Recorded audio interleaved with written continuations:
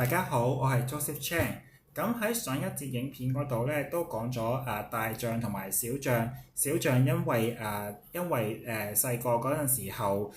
鎖上鐵鏈而導致到四肢受傷呢件事，導致到大個咗即使佢好大力都好，佢都唔敢去一見到鐵鏈都怕呢件事。咁我相信大家都知道細個所懷下一啲嘅創傷，導致到我哋喺大個嗰陣時候做任何事都好可能就都會因住我哋細個，因為我哋可能係環境或者我哋嘅爹哋媽咪對我哋做過可能講過一啲嘅説話，而導致到我可能都可能想做一件事嘅時候，遲遲都唔敢行動嘅原因啦。咁今日咧，我會同大家去講另一個故仔嘅。咁話說咧，就喺歐洲嘅最北部嗰一個地方啦。咁呢個地方係一個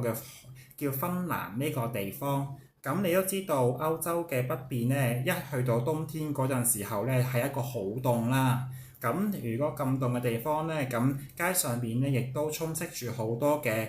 露宿者無家可歸嘅路人啦。咁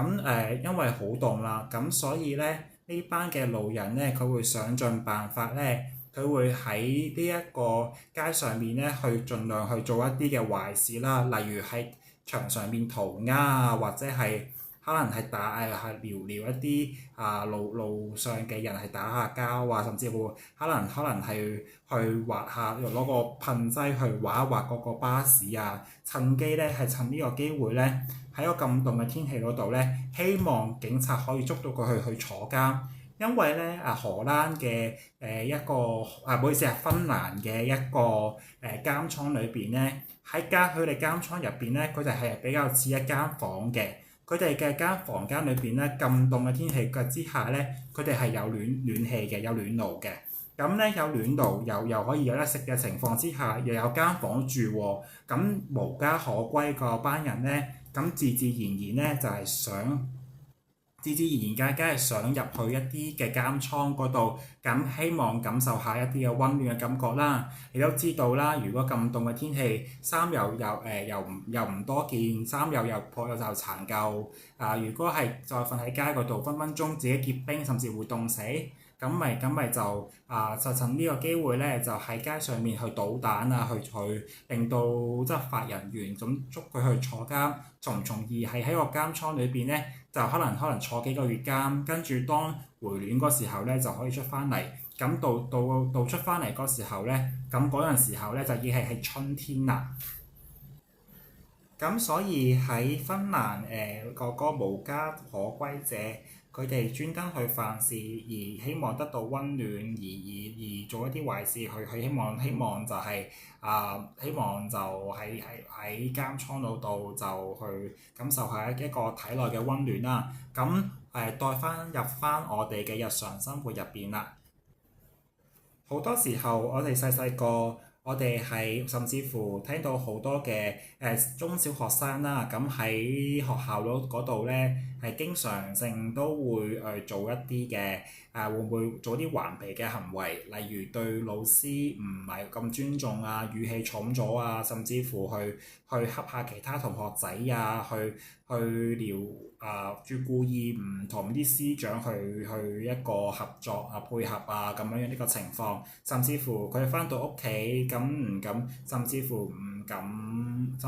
唔配合佢哋嘅父母，可能係故意頂撞父母等等嘅行為咧。其實我會唔會好似嗰個芬蘭嘅一啲無家可歸嘅露宿者一樣，佢哋都係需要體內嘅溫暖。不過代入翻我哋中小學生，甚至乎我哋出嚟做嘢嗰陣時候，會唔會都好似佢哋咁呢？咁其實呢，就我哋故意唔合作，故意可能係故意去做一啲嘅唔配合嘅行為、唔合作嘅行為，甚至乎可能係喺人哋眼中嘅一啲嘅唔係咁順從嘅行為啦，可以咁講啦，係啦。咁其實咧唔係我哋內心想嘅，咁其實可能最後可能招致嘅就可能好多人批評你啊、鬧你啊，甚至乎覺得你係唔遵守佢哋嘅規矩啊等等啦，都係招來好多嘅一啲嘅責罵啦。其實會唔會我哋內心裏邊咧，其實都需要一啲嘅温暖，需要有一啲人嘅支持，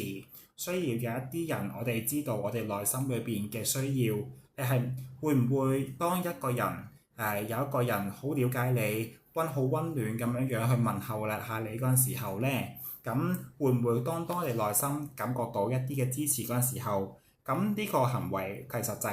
就唔會再做一啲嘅故意去破壞性嘅行為咧？咁其實永遠問題唔係問題嘅本身，而係問題所產生出嚟嘅情緒，而情緒背後嘅原因先至最重要嘅。我再重複多一次啦，咁永遠都係問題唔係問題嘅本身，而係在於問題背後嘅情緒，而情緒背後嘅根源先至係最重要嘅原因啦。咁好多時候，如果係我哋去希望人哋做出改變，叫人哋唔好做呢樣嘢，唔好做呢樣嘢，到最後佢都係改唔到嘅話咧，其實就係最緊要就係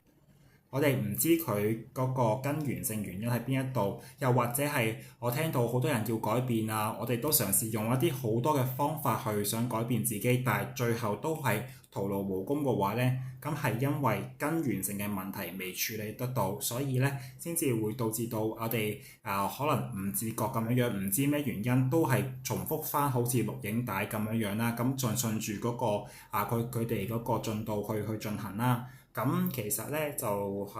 我哋都如果有一個人係可以揾到你去帶住你去內在探索一下，從而去揾到真正省察到自己嘅需要嘅話咧，呢個係一個比較重要嘅，先至係最重要嘅一個體驗咯。係啦，今日分享就咁多嚇。